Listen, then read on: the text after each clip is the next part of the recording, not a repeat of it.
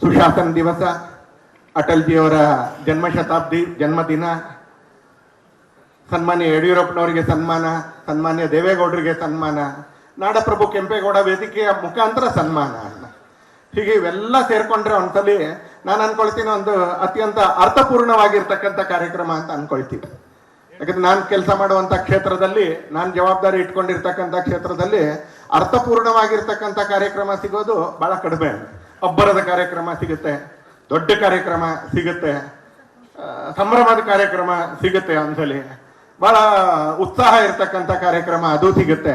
ಆದ್ರೆ ಅರ್ಥಪೂರ್ಣವಾಗಿರ್ತಕ್ಕಂಥ ಕಾರ್ಯಕ್ರಮ ಸಿಗೋದು ಅದು ಸ್ವಲ್ಪ ಕಷ್ಟ ಅನ್ನ. ಆದ್ರೆ ಇವತ್ತು ಈ ಎಲ್ಲ ಹೆಸರುಗಳು, ನಾನು ಯಾವ್ಯಾವ ಹೆಸರುಗಳನ್ನ ಹೇಳಿದೆ, ಇವೆಲ್ಲವನ್ನು ಪೋಣಿಸ್ಬಿಟ್ರೆ ಒಂದ್ಸಲಿ ನಾಡಿನ ಸಮಾಜ ಜೀವನವನ್ನ ನಮಗೆ ನಮ್ಮ ನಡುವಿನಲ್ಲೇ ತುಂಬಾ ಎತ್ತರಕ್ಕೆ ಹೋದಂತ ಎಲ್ಲ ಹೆಸರುಗಳಿವು. ಇವೆಲ್ಲ ಹೆಸರುಗಳು ಯಾವ ಹೆಸರಿನಲ್ಲಿ ಇವೆ, ಯಾವ ಕೆಂಪೇಗೌಡರ ಹೆಸರಿನಲ್ಲಿ, ನಾಡಪ್ರಭು ಕೆಂಪೇಗೌಡರ ಹೆಸರಿನ ವೇದಿಕೆ ಮುಖಾಂತರ ಇವತ್ತಿನ ಕಾರ್ಯಕ್ರಮ ನಡೀತಾ. ಸನ್ಮಾನ್ಯ ನಾನು ಉಲ್ಲೇಖ ಮಾಡುವಾಗ ನಮ್ಮ ವಿಧಾನ ಪರಿಷತ್ತಿನ ನಾಯಕರಾಗಿರ್ತಕ್ಕಂಥ ಸನ್ಮಾನ್ಯ ಚೆಲುವಾದಿ ನಾರಾಯಣ ಸ್ವಾಮಿಯವರ ಹೆಸರನ್ನ ನಾನು ಬಿಟ್ಟೆ, ಕ್ಷಮಿಸಿ ಅಂತಲೇ. ಮಿತ್ರರಾಗಿರೋದ್ರಿಂದ ಕ್ಷಮಿಸಿ ಅಂತ ಹೇಳಿ ಸುಲಭಕ್ಕೆ ಮುಂದುವರಿಬೋದು ಅಂತ ಅನ್ಕೊಂಡಿದ್ದೀನಿ ನಾನು. ಸನ್ಮಾನ್ಯ ಚೆಲುವಾದಿ ನಾರಾಯಣ ಸ್ವಾಮಿಯವರೇ, ನಾಡಪ್ರಭು ಕೆಂಪೇಗೌಡ ವೇದಿಕೆ ಅದು ಕೂಡ ಒಂದು ಅರ್ಥಪೂರ್ಣ. ಯಾವ ಬೆಂಗಳೂರಿನಲ್ಲಿ ಕೂತ್ಕೊಂಡಿದ್ದೀವೋ, ಬೆಂಗಳೂರಿನ ನಿರ್ಮಾತ್ರ ಕೆಂಪೇಗೌಡ ನಾವು ತಿಳ್ಕೊಂಡಿದ್ದೀವಿ ಅನ್ನ. ಮಕ್ಕಳಾಗಿದ್ದಾಗ ಕಾಲೇಜ್ನಲ್ಲಿ ಶಾಲೆಯ ಮುಖಾಂತರ ಇತಿಹಾಸದ ಭಾಗವಾಗಿ ಕೆಂಪೇಗೌಡರು ಬೆಂಗಳೂರು ಇಲ್ಲಿವರೆಗೆ ವಿಸ್ತಾರ ಆಗ್ಬೇಕಾಗಿತ್ತು ಅಂತ ಕಟ್ಸಿರ್ತಕ್ಕಂಥ 4 ಗೋಪುರಗಳನ್ನ ಕೂಡ ಇಲ್ಲಿರ್ತಕ್ಕಂಥ ತುಂಬಾ ಜನ ನೋಡಿದ್ದೀವಿ. ಆ 4 ಗೋಪುರಗಳು ಬೆಂಗಳೂರಿನ ಇತಿಹಾಸದ ಒಂದು ಭಾಗ. ಕೆಂಪೇಗೌಡರು ಕಟ್ಸಿರ್ತಕ್ಕಂಥ ಗೋಪುರ ಅದು ಇತಿಹಾಸದ ಒಂದು ಭಾಗ. ಅದನ್ನ ನೋಡ್ಬೇಕು. ನೋಡ್ಲಿಲ್ಲ ಅಂತ ಹೇಳಿದ್ರೆ ಕೆಲವೇ ದಿನಗಳಲ್ಲಿ ಅದನ್ನ ನೋಡ್ಬೇಕು.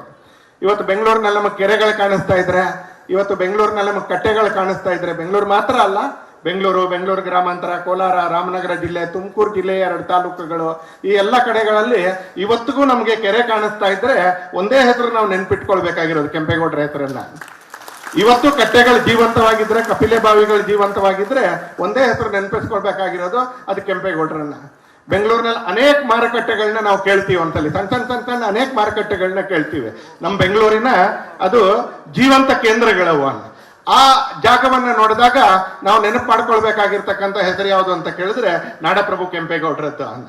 ಒಬ್ಬ ಪಾಳೆಗಾರರಾಗಿ, ಒಬ್ಬ ರಾಜರಾಗಿ ತನ್ನ ಸುತ್ತಮುತ್ತ ಇರ್ತಕ್ಕಂಥ ಸಮಾಜ ಜೀವನವನ್ನು ಹಸನು ಮಾಡಲಿಕ್ಕೆ ದೇವಸ್ಥಾನದಿಂದ ಹಿಡಿದು ಮಾರುಕಟ್ಟೆವರೆಗೆ, ಹಾಗೆ ಕೆಂಪೇಗೌಡರು ನಿರ್ಮಾಣ ಮಾಡಿರ್ತಕ್ಕಂಥ ಅನೇಕ ಸಂಗತಿಗಳು ನಮಗ್ ಬೆಂಗಳೂರಿನಲ್ಲಿ ಓಡಾಡ್ತಾ ಇರ್ಬೇಕಾದ್ರೆ ಸಿಗುತ್ತೆ ನಮ್ಗೆ.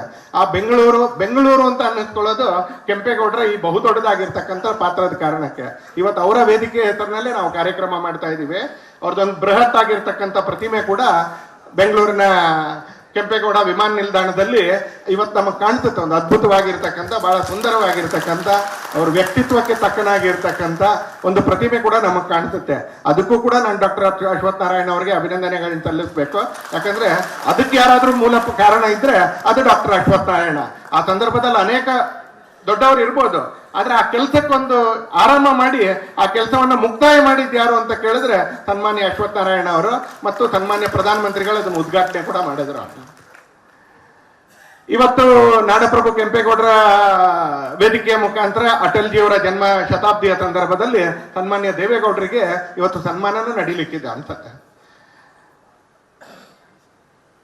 ಅವ್ರು ಶಾಸಕರಾಗಿ, ಸಂಸದರಾಗಿ, ರಾಜ್ಯಸಭಾ ಸದಸ್ಯರಾಗಿ, ಮುಖ್ಯಮಂತ್ರಿಯಾಗಿ, ಪ್ರಧಾನಮಂತ್ರಿಗಳಾಗಿ ಅವ್ರು ನಡೆಸಿರ್ತಕ್ಕಂಥ ಕೆಲಸ, ಪ್ರಧಾನಮಂತ್ರಿಗಳಾಗಿ ಅವ್ರು ಕೆಲಸ ಮಾಡಿದ್ದಾರೆ ಅಂತ ನಮಗ್ ಗೊತ್ತು, ಜವಾಬ್ದಾರಿ ನಿರ್ವಹಿಸಿದ್ದಾರೆ ಅಂತ ನಮಗ್ ಗೊತ್ತು, ಅಧಿಕಾರ ನಿರ್ವಹಿಸಿದ್ದಾರೆ ಅಂತ ಗೊತ್ತು. ಆದ್ರೆ ಬೆಂಗಳೂರಿಗೆ ಡೆಲ್ಲಿ ಸ್ವಲ್ಪ ದೂರದಲ್ಲಿ ಇರೋದ್ರಿಂದಾಗಿ ಡೆಲ್ಲಿಯಲ್ಲಿ ಏನ್ ಮಾಡಿದ್ರು ಅಂತ ನೆನಪು ಮಾಡ್ಕೊಳ್ಳಿ ಅಂತ ಹೇಳಿದ್ರೆ ಬಹುಶಃ ಅವ್ರದೇ ಪಕ್ಷದ ಕಾರ್ಯಕರ್ತರಿಗೂ ಕೂಡ ಸ್ವಲ್ಪ ಕಷ್ಟ ಆಗುತ್ತೆ ಅಂತಲ್ಲ. ನಾನೊಂದು ಬರೇ 3-4 ಸಂಗತಿಗಳು ನನಗೆ ಗೊತ್ತಿರೋದನ್ನ ಹೇಳ್ತೀನಿ. ನನ್ನ ಪಕ್ಷದ ಜವಾಬ್ದಾರಿ ಕಾರಣಕ್ಕೆ ನನಗೆ ಗೊತ್ತಿರೋದನ್ನ ಹೇಳ್ತೀನಿ. ಅವ್ರು ಬರುವಾಗ, ಪ್ರಧಾನಮಂತ್ರಿ ಆಗುವಾಗ ಕಾಶ್ಮೀರದಲ್ಲಿ ಸುಮಾರು 7-8 ವರ್ಷಗಳಿಂದ ಚುನಾವಣೆ ನಡೆದಿರಲಿಲ್ಲ. ಇವ್ರ ಹತ್ರ ಇದ್ದಂತ ಬಹಳ ಕಡಿಮೆ ಅಧಿಕಾರದ ದಿನಗಳಲ್ಲಿ 11-12 ತಿಂಗಳ ಅವಧಿಯಲ್ಲಿ ಕಾಶ್ಮೀರದಲ್ಲಿ ಚುನಾವಣೆ ಮಾಡಿ ಸಹಿ ಅನ್ನಿಸ್ಕೋತಾರೆ ಅನ್ಸಲ್ಲ. ಯಾಕಂದ್ರೆ ಆಗ ಕಾಶ್ಮೀರದಲ್ಲಿ ಚುನಾವಣೆ ಮಾಡೋದು ಬಹಳ ಸುಲಭ ಇರಲಿಲ್ಲ. ಇವ್ರಿಗಿಂತ ತುಂಬಾ ಜಾಸ್ತಿ ಬಹುಮತ ಇರ್ತಕ್ಕಂಥವ್ರು ಮಾಡೋ ಧೈರ್ಯನೇ ತಗೊಂಡಿರ್ಲಿಲ್ಲ ಅಂತಲೇ. ಅಂತ ಕಾಲದಲ್ಲಿ ದೇವೇಗೌಡರು ಜಮ್ಮು ಕಾಶ್ಮೀರದ ಚುನಾವಣೆಯನ್ನ ಮಾಡಿ ತಾನೇನು ಅನ್ನೋದನ್ನ ತೋರಿಸ್ಕೊಡ್ತಾರ ಅಂತ. ದೂರದ ಜೂರಿಚ್ನಲ್ಲಿ ಆ ಕಾಲದಲ್ಲಿ ಅವರು ಪ್ರಧಾನಮಂತ್ರಿ ಆದಂತ ಕಾಲದಲ್ಲಿ ನಮ್ಮ ಪೂರ್ವೋತ್ತರ ರಾಜ್ಯಗಳು ಏನಿದೆ ಅದು ತುಂಬಾ ಭಯೋತ್ಪಾದನೆಯಿಂದ ಸಂಕಷ್ಟದಲ್ಲಿ ಇದ್ದಂತ ದಿನಗಳು. ಆಮೇಲೆ ಅಟಲ್ಜಿ ಕಾಲದಲ್ಲಿ, ನರೇಂದ್ರ ಮೋದಿ ಅವರ ಕಾಲದಲ್ಲಿ ಹೀಗೆ ಹೆಚ್ಚು ಕಡಿಮೆ ಮುಕ್ತಾಯ ಆಗೋಗಿದೆ. ಆಗ ಉಚ್ಚರಾಯದಲ್ಲಿ ಇದ್ದಂತ ದಿನಗಳು. ರಾಷ್ಟ್ರಧ್ವಜ ಹಾರ್ತಾ ಇರಲಿಲ್ಲ, ಸ್ವತಂತ್ರ ದಿನೋತ್ಸವ ಮಾಡಕ್ ಸಾಧ್ಯ ಇಲ್ಲ, ಗಣರಾಜ್ಯೋತ್ಸವ ಬಹಿಷ್ಕಾರ ಹಾಕ್ತಾರೆ, ಸ್ವತಂತ್ರವಾಗಿ ಜನಪ್ರತಿನಿಧಿಗಳು ಓಡಾಡಕ್ಕಾಗೋದಿಲ್ಲ, ಭಾರತ ಅನ್ನುವಂಥ ಶಬ್ದ ಸ್ವಲ್ಪ ಅಪಾಯಕಾರಿ ಅನ್ನುವಂಥ ಇದ್ದಂಥ ದಿನಗಳು. ನಾಗಾ ಬಂಡುಕೋರರ ಜೊತೆ ಸಂಧಾನ ಮಾಡ್ತಾ ಮಾಡ್ತಾ ಮಾಡ್ತಾ ಮಾತುಕತೆ ಮಾಡ್ತಾ ದೂರದ ಜೂರಿಟ್ನಲ್ಲಿ ಅವ್ರ ಜೊತೆ ಒಪ್ಪಂದಕ್ಕೆ ಸಹಿ ಆಗ್ತಾರೆ ಅಂತಾರೆ.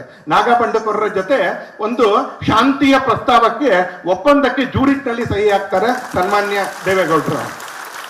IT ಇಂಡಸ್ಟ್ರಿಗೆ ಟ್ಯಾಕ್ಸ್ ಹಾಲಿಡೇ ಅನ್ನು ಕೊಟ್ಟಂತ ಮೊದಲನೇ ಪ್ರಧಾನಮಂತ್ರಿ ದೇವೇಗೌಡರು. ನಾವು ದೇವೇಗೌಡರನ್ನ ಕೃಷಿಗೋ ಅಥವಾ ರಾಗಿ ಮುದ್ದೆಗೋ ಅನೇಕ ಪತ್ರಕರ್ತರು ಅಲ್ಲಿಗೆ ನಿಲ್ಲಿಸ್ಬಿಡ್ತಾರೆ ಅಂತಲ್ಲಿ. ಆದ್ರೆ IT ಇಂಡಸ್ಟ್ರಿಗೆ ಟ್ಯಾಕ್ಸ್ ಹಾಲಿಡೇ ಕೊಟ್ಟಂತ ಮೊದಲನೇ ಪ್ರಧಾನಮಂತ್ರಿ. ಯಾಕಂದ್ರೆ ಎಲ್ಲಿ ಬೆಳವಣಿಗೆಗೆ ಸಾಧ್ಯತೆ ಇದೆ ಅಂತ ಗುರುತಿಸೋದಿದೆಯಲ್ಲ, ಅದೊಬ್ಬ ನಾಯಕನ ಲಕ್ಷಣ ಅಂತಲ್ಲಿ. ಆಮೇಲೆ ಅದನ್ನ ಮುಂದೆ ತಗೊಂಡಂತ ಸಾವಿರಾರು ಜನ ಇರ್ತಾರೆ. ಆದ್ರೆ ಇಲ್ಲಿ ಬೆಳವಣಿಗೆ ಅದೊಂದು ಬೀಜ ಇದೆ ಅನ್ನೋದನ್ನ ಗುರುತಿಸಬೇಕಾಗಿರ್ತಕ್ಕಂಥದ್ದು ಒಬ್ಬ ನಾಯಕನ ಲಕ್ಷಣ. ಅದನ್ನ ಗುರುತಿಸಿ ಆ ಕಾಲದಲ್ಲಿ IT ಇಂಡಸ್ಟ್ರಿಗೆ ಟ್ಯಾಕ್ಸ್ ಹಾಲಿಡೇ ಕೊಟ್ಟಂತ ಒಬ್ಬ ಧೀಮಂತ ರಾಜಕಾರಣಿ, ನಾಯಕ, ಪ್ರಧಾನಮಂತ್ರಿ ಸನ್ಮಾನ್ಯ ದೇವೇಗೌಡರು. ಇವತ್ತು ಅವರಿಗೆ ಸನ್ಮಾನ ನಡೀತಾ ಇದೆ. ನಾನು ಅನ್ಕೊಳ್ತೀನಿ ನಮ್ಮಂತ ಅನೇಕರಿಗೆ ಆ ಸನ್ಮಾನದ ಕಾರ್ಯಕ್ರಮದಲ್ಲಿ ಇರುವಂತದ್ದೇ ಒಂದು ಭಾಗ್ಯ. ಇನ್ನು ಯಡಿಯೂರಪ್ಪನವರು ತುಂಬಾ ಇತ್ತೀಚೆಗೆ ಅಂತ ಆಗಿರೋದ್ರಿಂದಾಗಿ ನಾನು ಬಹಳ ಹೇಳಬೇಕು ಅಂತ ಏನಿಲ್ಲ. ಯಾಕಂದ್ರೆ ನೆನಪುಗಳು ಇಲ್ಲಿರ್ತಕ್ಕಂಥವ್ರಿಗೆ ಹಸಿರಾಗಿದೆ ಅಂತ. ಬೆಂಗಳೂರು ಮೈಸೂರು ರೋಡಲ್ಲಿ ಹೋಗ್ಬೇಕಾದ್ರೆ ಕೆಂಗೇರಿ ಹತ್ರ ಒಂದು ಫಿಸಿಕಲ್ ಪಾಲಿಸಿಯ ಒಂದು ಇನ್ಸ್ಟಿಟ್ಯೂಟ್ ಇದೆ. ಈ ಕಡೆಯಿಂದ ಹೋಗ್ತಾ ಇರ್ಬೇಕಾದ್ರೆ ಎಡಗಡೆ ಅಂತ. ಬಹಳ ಜನ ಭಾರತೀಯ ಜನತಾ ಪಕ್ಷದವ್ರಿಗೂ ಅಧಿಕಾರಿ ವರ್ಗದವ್ರಿಗೂ ಗೊತ್ತಿಲ್ಲ ಅಂತಲೇ. ಅದ್ಯಾಕೆ ಅಲ್ಲಿದೆ ಅಂತ ಗೊತ್ತಿಲ್ಲ. ಅದು ಇಡೀ ದೇಶದ ಫಿಸಿಕಲ್ ಪಾಲಿಸಿಯ ಇನ್ಸ್ಟಿಟ್ಯೂಟ್. ಅದು ನೀವು ಕೆಂಗೇರಿ ಹತ್ರ ಹೋಗ್ತಾ ಇರ್ಬೇಕಾದ್ರೆ ಎಡಗಡೆ ಕೆಂಪು ಕಟ್ಟಡ ಒಂದು ಕಾಣಿಸುತ್ತೆ. ಅದು ಸನ್ಮಾನ್ಯ ಯಡಿಯೂರಪ್ಪನವರು 7ಕ್ಕಿಂತ ಹೆಚ್ಚು ಸಲ ಬಜೆಟ್ ಮಂಡಿಸುವಂತ ಸಂದರ್ಭದಲ್ಲಿ ಆರ್ಥಿಕ ಶಿಸ್ತು ಅನ್ನೋ ಒಂದು ಶಬ್ದವನ್ನ ಆಡಳಿತದಲ್ಲಿ ಉಪಯೋಗಿಸ್ತಾರೆ, ಪತ್ರಿಕೆಗಳಲ್ಲೂ ಉಪಯೋಗಿಸ್ತಾರೆ, ಫಿಸಿಕಲ್ ಡಿಸಿಪ್ಲಿನ್ ಅನ್ನೋ ಶಬ್ದವನ್ನು ಉಪಯೋಗಿಸ್ತಾರೆ ಅಂತ. ಅವರು ಬಜೆಟ್ ಮಂಡಿಸ್ತಾ ಇರ್ಬೇಕಾದ್ರೆ ಆ ಫಿಸಿಕಲ್ ಡಿಸಿಪ್ಲಿನ್ ಅನ್ನು ಏನ್ ಕಾಪಾಡಿಕೊಂಡ್ರು. ಯಾಕಂದ್ರೆ ಒಬ್ಬ ರಾಜಕಾರಣಿ ಆದವನಿಗೆ, ಬಜೆಟ್ ಮಂಡಿಸೋವನಿಗೆ ಜನಪ್ರಿಯತೆಯ ಹುಚ್ಚು ತುಂಬಾ ಜಾಸ್ತಿ ಇರುತ್ತೆ. ನಾನು ಅಲ್ಲಿ ದುಡ್ಡು ಕೊಟ್ಟೆ, ಇಲ್ಲಿ ದುಡ್ಡು ಕೊಟ್ಟೆ, ಅಲ್ಲಿ ದುಡ್ಡು ಕೊಟ್ಟೆ, ಇಲ್ಲಿ ದುಡ್ಡು ಕೊಟ್ಟೆ, ಕಡೆಗೆ ಎಲ್ಲಿಗೂ ದುಡ್ಡು ಕೊಡಕ್ ದುಡ್ಡೇ ಇರೋದಿಲ್ಲ, ಕೊಟ್ಟೆ ಅನ್ನೋದು ಪೇಪರ್ನಲ್ಲಿ ಮಾತ್ರ ಇರುತ್ತೆ ಅಂತ. ಅದರ ಮಧ್ಯದಲ್ಲಿ ಫಿಸಿಕಲ್ ಡಿಸಿಪ್ಲಿನ್ ಅನ್ನೋದು ಕೆಲವ್ರು ಮಾತ್ರ ಮನಸ್ಸಿನಲ್ಲಿ ಇರುತ್ತೆ, ಅದನ್ನ ಸಾಧಿಸ್ತಾರ ಅಂತಾರೆ. ಆ ತರ ಫಿಸಿಕಲ್ ಡಿಸಿಪ್ಲಿನ್ ಅನ್ನು ಸಾಧಿಸ್ತವ್ರು ಸನ್ಮಾನ್ಯ ಯಡಿಯೂರಪ್ಪನವರು. ಅವ್ರು ಮಾಡಿರೋ ಇನ್ನೂ ತುಂಬಾ ಇದೆ. ಅದಕ್ಕೆ ಭಾರತೀಯ ಜನತಾ ಪಕ್ಷ ಅಲ್ಲ, ಕಾಂಗ್ರೆಸ್ನವ್ರ ಸರ್ಕಾರ ಇದ್ದಾಗ ಆ ಕಾರಣಕ್ಕೆ ಆ ಇನ್ಸ್ಟಿಟ್ಯೂಟ್ ಕರ್ನಾಟಕಕ್ಕೆ ಬರುತ್ತೆ, ಅದು ಬೆಂಗಳೂರಿನಲ್ಲಿ ಸ್ಥಾಪನೆ ಆಗುತ್ತೆ. ಅದು ಒಂದು ರೀತಿಯಲ್ಲಿ ಪಾರಿತೋಷಕ ತರ, ಯಡಿಯೂರಪ್ಪನವರ ಫಿಸಿಕಲ್ ಡಿಸಿಪ್ಲಿನ್ ಪಾಲಿಸಿಯ ಪಾರಿತೋಷಕ ತರ ಆ ಇನ್ಸ್ಟಿಟ್ಯೂಟ್ ಸಿಗುತ್ತೆ. ಶೂನ್ಯ ಬಡ್ಡಿ ದರದಲ್ಲಿ ಸಾಲ ಇರ್ಬೋದು, ಪಂಪ್ಸೆಟ್ಗಳಿಗೆ ಉಚಿತ ವಿದ್ಯುತ್ ಇರ್ಬೋದು, ಭಾಗ್ಯಲಕ್ಷ್ಮಿ ಯೋಜನೆ ಇರ್ಬೋದು. ಎಷ್ಟು ಬಂಡ್ರು ಕೆಲವರು ಅಂತ ಕೇಳಿದ್ರೆ, ಇವತ್ತು ಬಂದಿರತಕ್ಕಂಥ ಸರ್ಕಾರ 18 ವರ್ಷ ಆದ್ಮೇಲೆ ಆ ಹೆಣ್ಮಗಳಿಗೆ ಹಣ ಕೊಡಬೇಕು, ಕೇವಲ ಬಿಜೆಪಿ ಸರ್ಕಾರ ಆರಂಭ ಮಾಡ್ತು, ಯಡಿಯೂರಪ್ಪನವ್ರು ಆರಂಭ ಮಾಡಿದ್ರು ಅಂತ ಬಂಡ್ಗೆಟ್ಟಿರ್ತಕ್ಕಂಥ ಇವತ್ತಿನ ಸರ್ಕಾರ ಆ ಭಾಗ್ಯಲಕ್ಷ್ಮಿ ಪಾಲಿಸಿಯನ್ನ ಕೊಡ್ತಾ ಇಲ್ಲ ಒಂದ್ಸಲಿ. ಗವರ್ನೆನ್ಸ್ ಯಾವಾಗ್ಲೂ it is in continuous tense. ಅದು ಆಗ ಯಡಿಯೂರಪ್ಪನವ್ರ ಸರ್ಕಾರ ಇತ್ತು, ಅದಾದ್ಮೇಲೆ ಮತ್ತಾರ್ದೋ ಸರ್ಕಾರ ಬಂತು, ಅದಾದ್ಮೇಲೆ ಇನ್ನೊಬ್ರ ಸರ್ಕಾರ ಬಂತು. ಅವ್ರು ಮಾಡಿದ್ದನ್ನು ನಾನ್ ಮುಂದುವರ್ತಲ್ಲ, ನಾನ್ ಮಾಡಿದ್ದೇನೆ ಇನ್ನೊಬ್ರು ಮುಂದುವರ್ತಲ್ಲ ಅಂತ ಹೇಳಿದ್ರೆ ರಾಜ್ಯ ನಡೆಯೋದಿಲ್ಲ ಅಂತ. ರಾಜ್ಯ ನಡೆಯೋದಿಲ್ಲ. Governance is always a continuous tense. ಅವ್ರು ಮಾಡಿರೋದನ್ನ ನಾವು ಮಾಡ್ಬೇಕಾಗತ್ತೆ, ಹೊತ್ಕೊಳ್ಳೇಬೇಕಾಗತ್ತೆ. ಕೆಲವು ಸಲ ಕೆಟ್ಟದನ್ನು ಹೊತ್ಕೊಳ್ಬೇಕಾಗತ್ತೆ, ಒಳ್ಳೇದನ್ನಂತೂ ಮುಂದುವರಿಸಲೇಬೇಕಾಗತ್ತೆ. ಭಾರತೀಯ ಜನತಾ ಪಕ್ಷದ ಅಥವಾ ಅಟಲ್ಜಿ ಅವ್ರ ರೀತಿ ನೋಡಿ ಅಂತಲೇ ನರೇಂದ್ರ ಮೋದಿ ಅವರು ಬಂದಾಗ ಆಧಾರ್ ಕಾರ್ಡ್, ಆ ಆಧಾರ್ ಕಾರ್ಡ್ ಅನ್ನ ಬಹಳ ದೊಡ್ಡ ಪ್ರಮಾಣದಲ್ಲಿ ಕೆಟ್ಟ ರೀತಿಯಲ್ಲಿ ಅದು ನಡೀತಾ ಇತ್ತು. ಮೋದಿ ಅವರು ಬಂದಾಗ ಅದನ್ನು ಸುಧಾರಿಸಿ ಮುಂದುವರಿಸಿಕೊಂಡು ಹೋದ್ರು. ವ್ಯಕ್ತಿ ಕೂಡ ಬದಲಾಯಿಸಲಿಲ್ಲ, ನಂದನ್ ನಿಲೇಕಣಿನ ಕೂಡ ಬದಲಾಯಿಸಲಿಲ್ಲ. ಯಾಕಂದ್ರೆ ಸರ್ಕಾರಗಳಷ್ಟು ಆ ತರ ಸಣ್ಣ ಮನಸ್ಸಿನಿಂದ ಸರ್ಕಾರ ನಡೆಸಕ್ ಆಗೋದಿಲ್ಲ. ಯಾವತ್ತು ವ್ಯಕ್ತಿನೂ ಬದಲಾಯಿಸಲಿಲ್ಲ, ಪಾಲಿಸಿನೂ ಬದಲಾಯಿಸಲಿಲ್ಲ. ಹೀಗೆ ಸರ್ಕಾರ ನಡಿಬೇಕಾಗಿರ್ತಕ್ಕಂಥ ರೀತಿಯ. ಆದ್ರೆ ಇವತ್ತು ನಮಗ್ ಸಿಗೋದು ಅನೇಕ ಕಡೆಗಳಲ್ಲಿ ಬಂಡ್ಗೆಟ್ಟ ಸರ್ಕಾರಗಳು ಅಥವಾ ಲಜ್ಜೆಗೆಟ್ಟ ಅಧಿಕಾರಸ್ಥರು ಅಂತಲೇ. ಇವತ್ತು ಆ ಭಾಗ್ಯಲಕ್ಷ್ಮಿ ಪಾಲಿಸಿನೇ ಕ್ಯಾಶ್ ಆಗ್ತಾ ಇಲ್ಲ. ಆತರ ಭಾಗ್ಯಲಕ್ಷ್ಮಿ ಯೋಜನೆಯನ್ನು ಜಾರಿಗೆ ತಗೊಂಡು ಬಂದು ಬಡ ಹೆಣ್ಣು ಮಕ್ಕಳಿಗೆ ಆಧಾರವಾಗಿ ನಿಂತ್ಕೊಂಡಿರ್ತಕ್ಕಂಥ ಒಂದು ಸರ್ಕಾರ ನಡೆಸಿದವರು ಸನ್ಮಾನ್ಯ ಯಡಿಯೂರಪ್ಪನವರು ಅಂತ. ಬಜೆಟ್ ನಲ್ಲಿ ಕೃಷಿ ಬಜೆಟ್, ಹಸಿರು ಬಜೆಟ್ ಮೊದಲನೇ ಬಾರಿಗೆ ತಗೊಂಡು ಬಂದು ಬಜೆಟ್ ಒಳಗಡೆ ಒಂದು ಕೃಷಿ ಬಜೆಟ್ ಅನ್ನ ಮಂಡಿಸಿರ್ತಕ್ಕಂಥವ್ರು ಸನ್ಮಾನ್ಯ ಯಡಿಯೂರಪ್ಪನವರು. ರಾಜ್ಯದ ಅಭಿವೃದ್ಧಿಗೆ ಅನೇಕ ತಿರುವುಗಳನ್ನ ಕೊಟ್ಟಿರ್ತಕ್ಕಂಥವ್ರು ಸನ್ಮಾನ್ಯ ಯಡಿಯೂರಪ್ಪನವರು. ಬಹಳ ದೊಡ್ಡ ದೊಡ್ಡ ಮಾತುಗಳನ್ನ, ಬಹಳ ಬಂಡತನದ ಮಾತುಗಳನ್ನ ಇವತ್ತು ಅನೇಕ ಕಡೆಗಳಲ್ಲಿ ನಮಗೆ ಕೆಲವರ ಬಾಯಿಗಳಿದ್ದ ಕೇಳಕ್ಕೆ ಅಂತ ಬರ್ತಾ. ಅಂತವ್ರಿಗೂ ನಿಮಗೂ ಎಲ್ರಿಗೂ ನಾನು ಹೇಳಕ್ಕೆ ಅಂತ ಬಯಸೋದು, ಕೊರಟಗೆರೆ ಅನ್ನುವಂತ ಊರಿನಲ್ಲಿ ತುಂಬಾ ಸಲ ಆಯ್ಕೆ ಆದವ್ರು ಏನೂ ಮಾಡದೇ ಇದ್ದಾಗ ಯಡಿಯೂರಪ್ಪನವ್ರ ಕಾಲದಲ್ಲಿ Koratagere main road double road ಆಯ್ತು. 40 ವರ್ಷ 50 ವರ್ಷ ಒಂದೇ ಕುಟುಂಬದವ್ರು ಆಯ್ಕೆ ಹಾಕೊಂಡು ಬರ್ತಾ ಇದ್ದಂತ ಜೇವರ್ಗಿಯಲ್ಲಿ ಬಸ್ ಸ್ಟ್ಯಾಂಡ್ ಕಟ್ಟಕ್ಕೆ ಯಡಿಯೂರಪ್ಪನವರೇ ಬರ್ಬೇಕಾಯ್ತು. ಗುಲ್ಬರ್ಗ ನಮ್ದೇ, ಗುಲ್ಬರ್ಗದ ಮುಖಾಂತರ ದೇಶವನ್ನ ಆಳ್ತೀವಿ ಅಂತ ಹೊರಟ್ಕೊಂಡಿರ್ತಕ್ಕಂಥ ಒಂದು ಕುಟುಂಬದವರು 50 ವರ್ಷದಿಂದ ಅಲ್ಲಿರ್ತಕ್ಕಂಥ ದಲಿತರನ್ನ, ಸಾಮಾನ್ಯ ಜನರನ್ನ ಶೋಷಣೆ ಮಾಡ್ತಾ ಇರ್ಬೇಕಾದ್ರೆ ಅವ್ರ ಎಲ್ಲಾ ಕಾನ್ಸ್ಟಿಟ್ಯೂನ್ಸಿಗಳಲ್ಲಿ ಮೇನ್ ರೋಡ್ ನಲ್ಲಿ ಡಬಲ್ ರೋಡ್ ಮಾಡಕ್ಕೆ ಯಡಿಯೂರಪ್ಪನವರೇ ಬರ್ಬೇಕಾಗಿತ್ತು. ಅವ್ರ ಕೈಯಲ್ಲಿ ಬರಕಾಗಿಲ್ಲ, ಅವ್ರ ಹಣೆಯಲ್ಲಿ ಬರೀಲಿಲ್ಲ ಅಭಿವೃದ್ಧಿ. ಯಾಕಂದ್ರೆ ಅಧಿಕಾರ ಅಂದ್ರೆ ಅದು ಅಭಿವೃದ್ಧಿಗೆ ಅನ್ನೋದನ್ನೇ ಮರ್ತೋಗಿರ್ತಕ್ಕಂಥವ್ರೆ ಆಳಿದ್ದಿದ್ದು, ಇವ್ರುಗಳೆಲ್ಲ ಬರೋವರೆಗೆ ಅಂತಾರೆ. ಆ ಎಲ್ಲ ಮಾಡಕ್ಕೆ ಯಡಿಯೂರಪ್ಪನವ್ರು ಬರ್ಬೇಕಾಯ್ತು ಆ ಕಾಲದಲ್ಲಿ. ಇವತ್ತು ಅಂಥವ್ರಿಗೆ ಸನ್ಮಾನ ನಡೀತಾ ಇದೆ ಅಂತಕ್ಕಂಥದ್ದು ಕೂಡ ನಾನು ಅನ್ಕೊಳ್ತೀನಿ ನಮ್ಮೆಲ್ರಿಗೂ ಕೂಡ ಒಂದು ಪಾಲ್ಗೊಳ್ಳಿಕ್ಕೆ ಸದವಕಾಶ ಅಂತ ಅನ್ಕೊಳ್ತೀನಿ. ಹಾಗೆ ತಿಮ್ಮೇಗೌಡರು ಬೆಂಗಳೂರು ಯೂನಿವರ್ಸಿಟಿಲಿ ಇಲ್ಲಿ ಅನೇಕ ಜನ ಅವ್ರ ವಿದ್ಯಾರ್ಥಿಗಳು ಕೂತ್ಕೊಂಡಿರ್ಬೋದು. ಹಾಗೆ ಮದನ್ ಗೋಪಾಲ್ ಅವ್ರ ಜೊತೆ ಕೆಲಸ ಮಾಡಿರ್ತಕ್ಕಂಥ ಅನೇಕ ಅಧಿಕಾರಿಗಳು ಕೂಡ ಇಲ್ಲಿ ಕೂತ್ಕೊಂಡಿರ್ಬೋದು ಅನ್ಸಲಿ. ಅವರೆಲ್ರಿಗೂ ಆ 5 ವರ್ಷ, ಆ 35 ವರ್ಷ ಅವ್ರಗಳ ಜೊತೆ ಕಳೆದಿರ್ತಕ್ಕಂಥದ್ದು ಒಂದು ಹಸಿರಾಗಿರ್ತಕ್ಕಂಥ ನೆನಪು. ಇವತ್ತು ಭಾರತ ರತ್ನ ಅಟಲ್ಜಿಯವರ ಜನ್ಮದಿನದ ದಿವಸ, ಭಾರತ ರತ್ನ ಅಟಲ್ಜಿಯವರ ಜನ್ಮ ಶತಾಬ್ದಿಯ ಆರಂಭದ ದಿನ ನಾವು ಅರ್ಥಪೂರ್ಣವಾಗಿರ್ತಕ್ಕಂಥದ್ದು ಅಂತ ಯಾಕೆ ಹೇಳಿದೆ ಅಂತ ಕೇಳಿದ್ರೆ, ಈ ಎಲ್ಲ ಕಾರಣಗಳಿಗೆ ಅರ್ಥಪೂರ್ಣವಾಗಿರ್ತಕ್ಕಂಥ ಒಂದೇ ಉದ್ದೇಶದ ಕಾರಣಕ್ಕೆ ಇರ್ತಕ್ಕಂಥ ಎಲ್ಲ ವ್ಯಕ್ತಿಗಳನ್ನ ಇವತ್ತು ನಾವು ಬ್ಯಾನರ್ನಲ್ಲೂ ಹೆಸರು ನೋಡ್ತಾ ಇದ್ದೀವಿ, ವೇದಿಕೆ ಮೇಲೆ ಕೂಡ ನೋಡ್ತಾ ಇದ್ದೀವಿ. ಹಾಗಾಗಿ ಇದು ಅರ್ಥಪೂರ್ಣವಾಗಿರ್ತಕ್ಕಂಥ ಕಾರ್ಯಕ್ರಮ ಅಂತ.